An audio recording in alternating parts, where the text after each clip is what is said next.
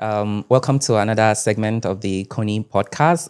Here with me today, I have the opportunity and the honor of and the presence of the SkyCan president in the person of Mr. Obo Joseph. Wow, thank you, sir. So we welcome you to the SkyCan Thank you very Koni much. podcast. It's a pleasure to be here, really. Yeah, It thank is, you so much for coming to the podcast to share with us your experience and share with us your also learnings and lessons that you have been able to get with your Korean experience and everything that entails that. Welcome, Mr. Joseph. Thank you. It's an honor to have Mr. you Wakili. here. It's a pleasure. The pleasure is mine. Yeah. So I want to start by asking you some very few light questions. You are the SkyCan president. Yes. Yeah. So, which means that you were opportune to be in Korea, and for you to have been in Korea, what did you go to Korea for? Okay. The first time I was actually in Korea was about 11 years ago. That was the first time I traveled. Wow. Yeah. Over a decade. Wow. Over a decade, actually. Wow. 11 years ago. My training then was in public sector management. As at that time, I was working with Honorable Eseme Eyibo.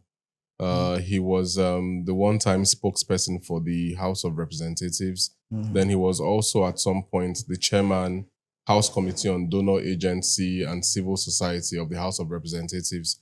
So it was under the auspices of his office that I had the opportunity, to travel to Korea. So the training had to do with public sector management. I think we did that training with Koni at the time.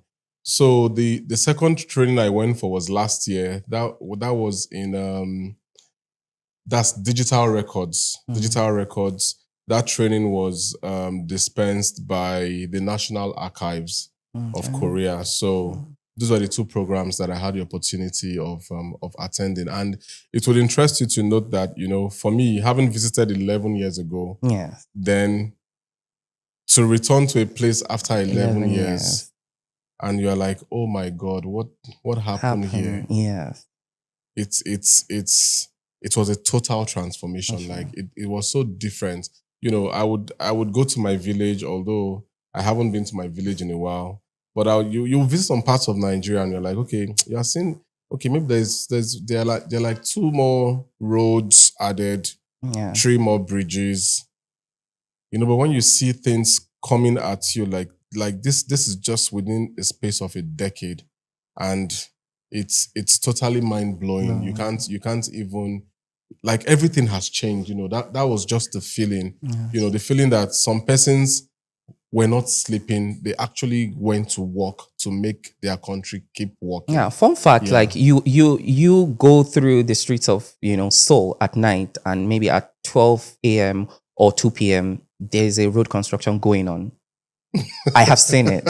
So I understand what you're talking about. So that was for me, like, really mind-blowing, personally. That's amazing. So your stay in Korea, I know it wasn't a long stay. Yeah, it wasn't actually. But what were like the things you also experienced in that short time you were in Korea? Okay, for me personally, like the food, I had the opportunity to try a lot of Korean food. Then while I was in Korea, I didn't confine myself to the hotel, should I say hotel accommodation? Accommodation, yeah. My friends and I, friends from Grenada, we had people, that's Grenada.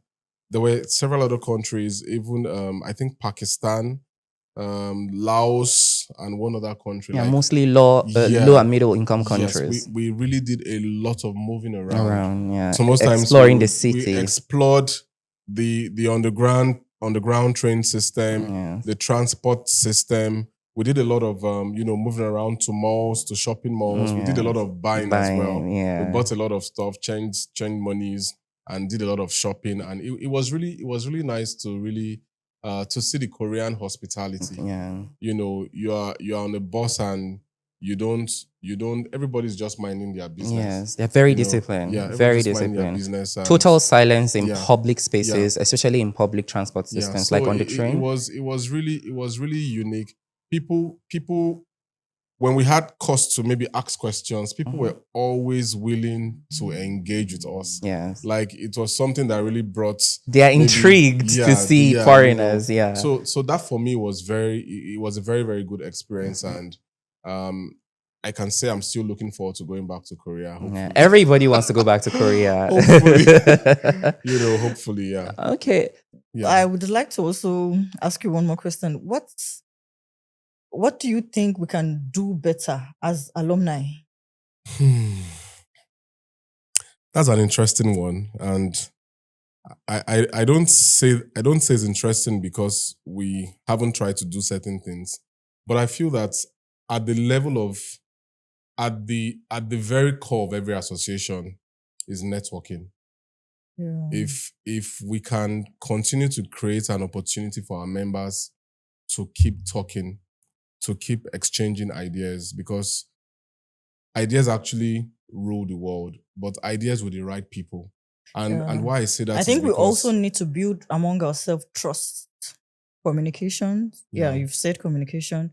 We need to build trust among ourselves, and then we need to learn to rely on one another. Okay, yes, when there's crisis, when there's this problem, you'll be there for me.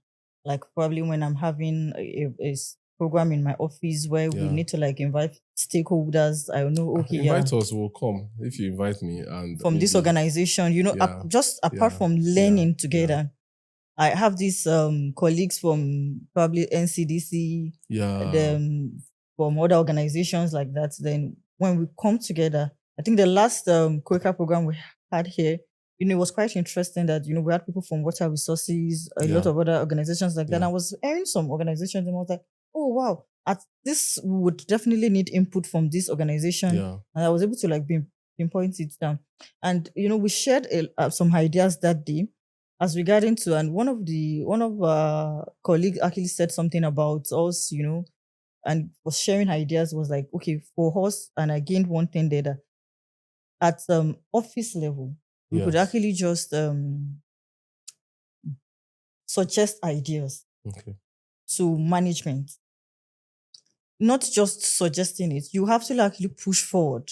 Yeah. And not just streamlining, it's just Quaker. Expand what you can actually do, not just at organization level, stakeholders. What can we actually do to sensitize our stakeholders? What do we have to offer the public? Yeah. As alumni, we have gone to Korea. We have learned a lot. It's not just keeping the knowledge with ourselves, because over time we'll be like, oh, but if we actually come together, this is what I learned. This is what you've learned. How can we bring it to our country to improve? Because we understand there's cultural sensitivity and all of this in our own country. So we can actually take it up and use it to improve our own system. What is your take on that? In fact, everything that you've said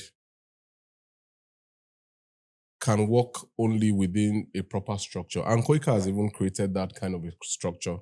Quaker has what they call the Capstone Project. So the Capstone Project basically addresses this major concern that you have.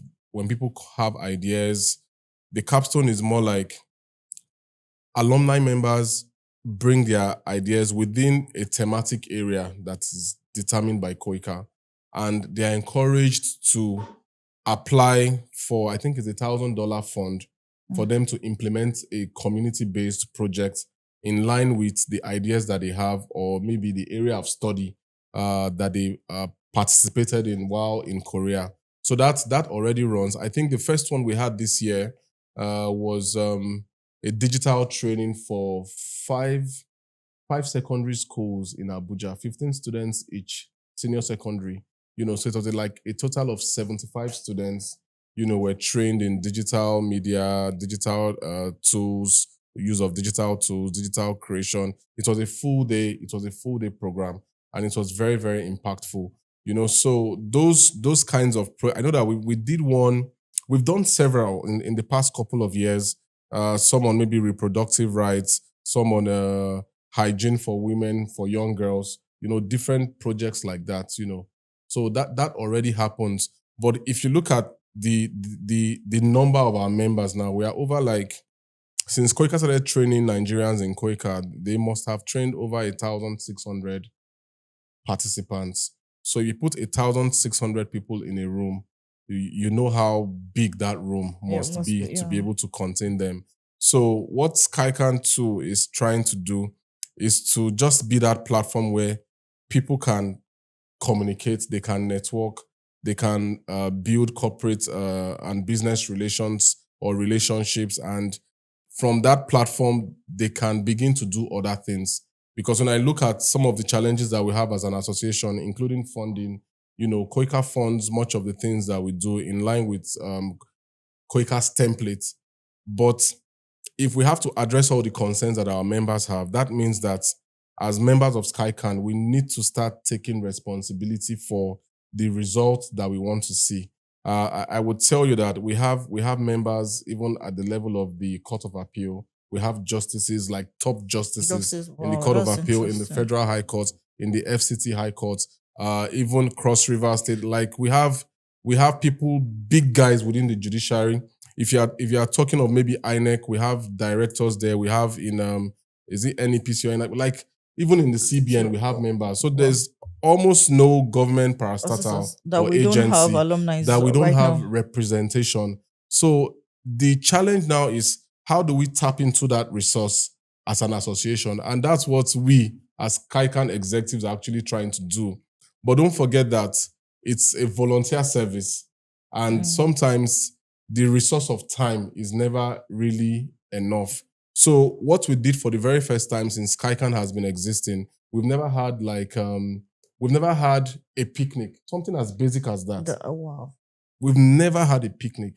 So for the first time this year, I was like, we cannot just be saying our members are not engaging. Out of the let's try and meet. And I was so shocked to see the response. Like we killed a big ram. We roasted a very fat ram, and it was really nice. We had food, we had drinks, we had games. There was music, there was dancing. It was really fun. In fact, some people told me that they would rather we do picnics even to doing annual gathering events. Wow. Because annual gathering is a bit formal. Everybody is on suit, looking prim and proper. Yeah. But people just want to explore the possibilities of having to network with one another. Yeah. That's very key in network, because that's what actually keeps the network vibrant and keep going. Yeah. Because when we all come together to like just release ourselves, not every time we're just seated formal. You need to just be like, this is what I need to say. This is what I have to say.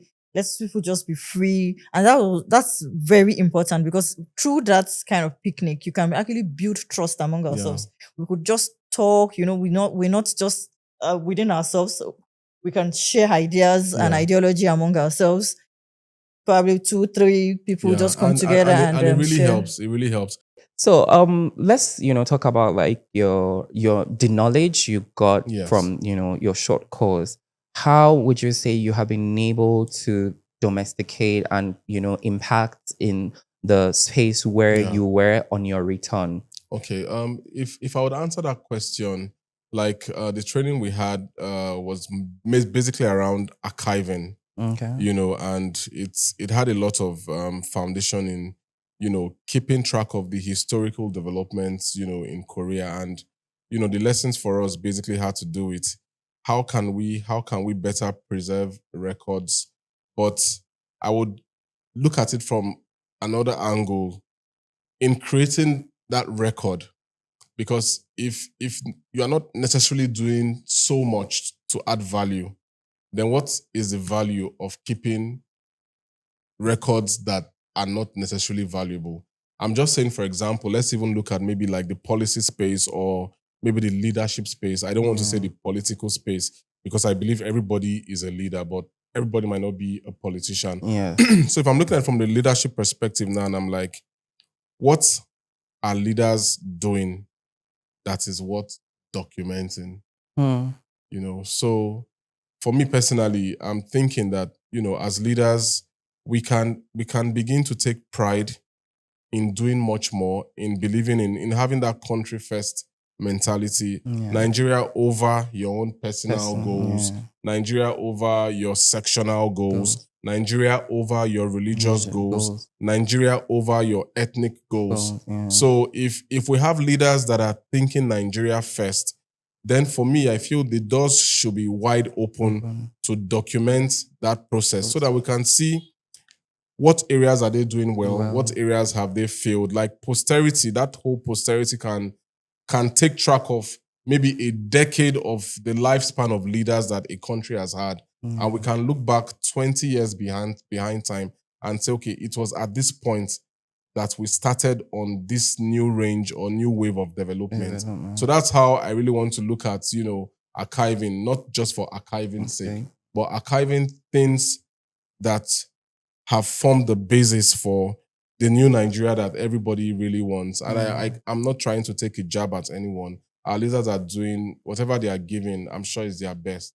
Yeah. I'm sure it's their best. But I mean, there's room for improvement. There's room for doing better. Yeah. Definitely. But when people don't know how else to do or how else to, encounter that room for more, it's almost as if people are reaching their capacity and what's the point, having to keep records of things that necessarily don't add enough value. So that's just, it might sound a bit philosophical, but that's just how I'm thinking about it. But by and large, what the archives, really does is whether you have done something good, you've done something bad, or you've done nothing at all, just still archive it. Yeah. History and archives are very, very just important. Just to keep that record. Yeah, because without archiving and keeping the, records, having those history and everything being documented, how do you now proceed in the future? You can't really, because we need to be able to make recourse to our past. And, to learn from the things that have worked in our past and see how we can tweak those things for the future, because you can't really build any future without taking stock of the things that have happened before. So having gazetted everything and then putting it all together, integrating them to build the eventual future. Oh, that's incredible. You are really a scholar in your own field. So I mean, one of the questions I also I'm curious about getting to learn or ask is how would you what advice would you give to the younger, professionals in that field that are coming to, present their interest in this, aspect of public policy and what you learned in Korea? Well, in terms of advisory, the first thing, people have to develop themselves. Like you said you've said that before in our previous conversation. People have to develop themselves. Like that development mindset, if it's absent, there's necessarily nothing anybody can really do, because it has to be an inside job first. You come to the table with your mindset, you build that to a point that you can't be ignored. As you are acquiring new skills, you are working on your skill sets. When you now develop those skills, then you may now require tools that can help you achieve that goal, that policy direction. So you have the mindset, the skill set, the tool set. You put those three things together over a period of time, you become unstoppable one way or the other, because beyond just it being in your mind, you now have the ability to transform policy into action.